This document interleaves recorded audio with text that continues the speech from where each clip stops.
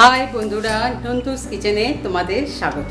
আজকে আমি তোমাদের কাছে একটা রসগোল্লার প্রিপারেশন নিয়ে এসেছি, যেটা হচ্ছে রসগোল্লার কোরমা। রসগোল্লার কোরমা বানাতে অবশ্যই রসগোল্লা লাগবে, তাই রসগোল্লাটা তোমাদের সামনেই রাখা আছে। আমি একটু বড় সাইজের রসগোল্লা নিয়ে নিয়েছি, এটাকে রসটা চিপে আমি ব্যবহার করব।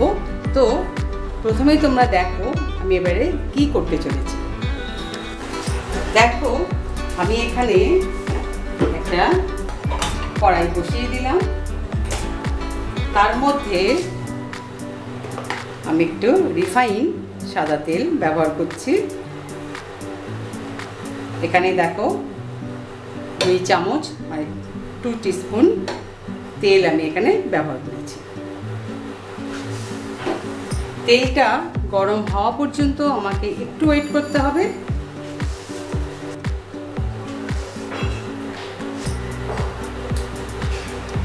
দেখ আমি এখানে দারচিনি দিয়েছি 4টে মতো, একটা বড় শুকনো লঙ্কা, 2টো তেজপাতা, একটু লবঙ্গ মানে 4-5টা, আর এলাচ। আমি একটুখানি মুখগুলোকে খুলে নিয়েছি যাতে গন্ধটা ভালো হয় আর কি। এখানে দিয়েছি আমি 4টে মতো।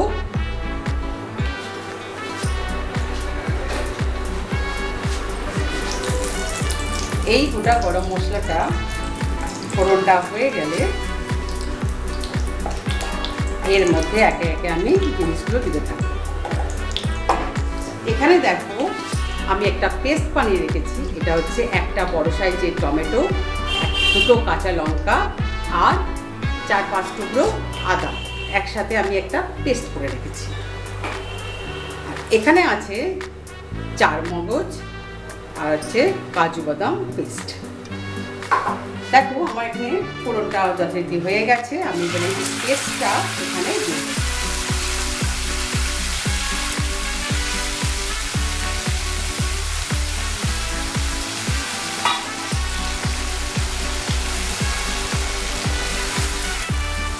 পেস্টটাকে আমি একটু বেশ নাড়াচাড়া দিয়ে নেব। এর মধ্যে আমি কাজু বাদাম চারমগজ যেটা পেটে রেখেছিলাম সেই পেস্টটাও আমি এখানে দিয়ে দেব। কতটা কি নিয়েছি মেজারমেন্টটা আমি ডেসক্রিপশন বক্সের মধ্যে দিয়ে দেব, তোমরা প্লিজ ওখান থেকে একটু দেখে নিও।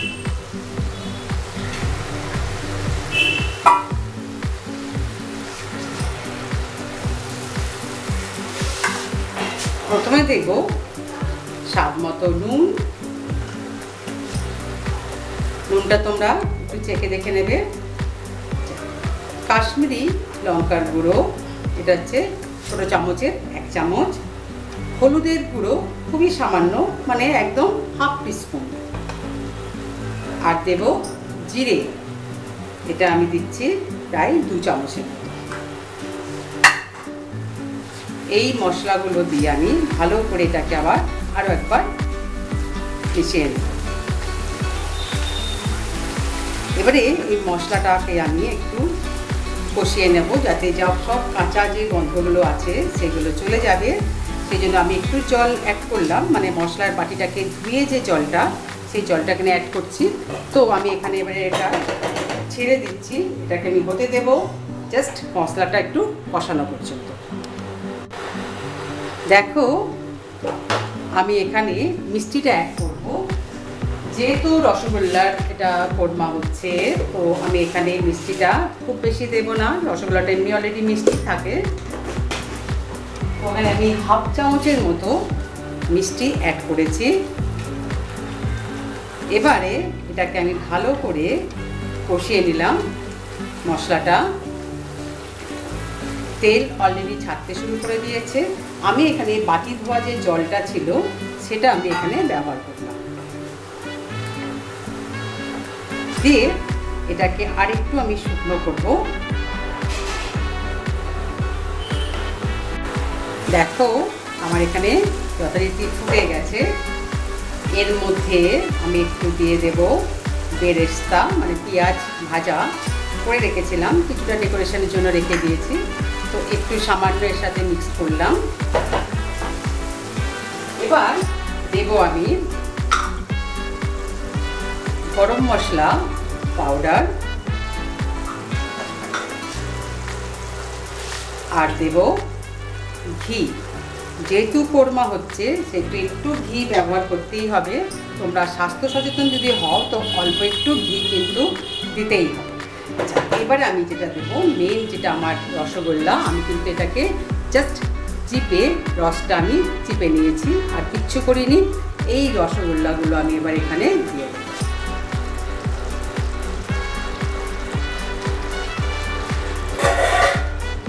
এবার এগুলোকে আমি এর সাথে ভালো করে একটু মিশিয়ে নেব।